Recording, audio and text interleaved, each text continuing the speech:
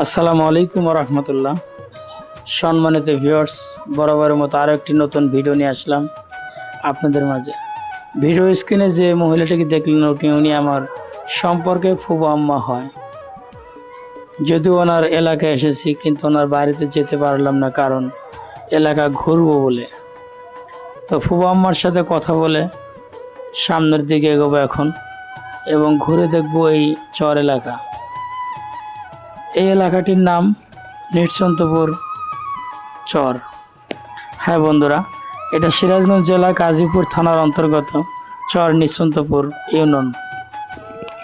আজকে আমরা এই চরটি ঘুরে দেখব এবং আপনাদের দেখানোর চেষ্টা করব চর এলাকার মানুষ অত কষ্টের জীবনযাপন করে থাকে। যদিও বাড়িঘর দেখতেছি, খুব শীঘ্রই এই বাড়িঘরগুলো এখান থেকে বিলীন হয়ে যাবে।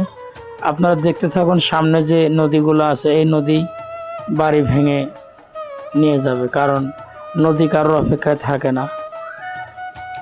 তো আমরা এখন এই চর অঞ্চল ঘুরবো এবং দেখাবো আপনাদের চর এলাকার মানুষের সাধারণ জীবনযাপন, এবং এই কাঁচা মাটির রাস্তা ধরে আমরা সামনের দিকে অগ্রসর হতে থাকব।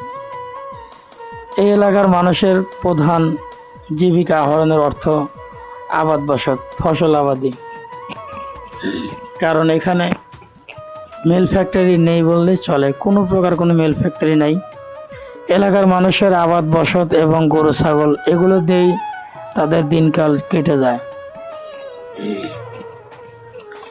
এগুলো রাস্তার দুপাশে যে ক্ষেত দেখতে পাচ্ছেন, এগুলো মূলত তিল ক্ষেত।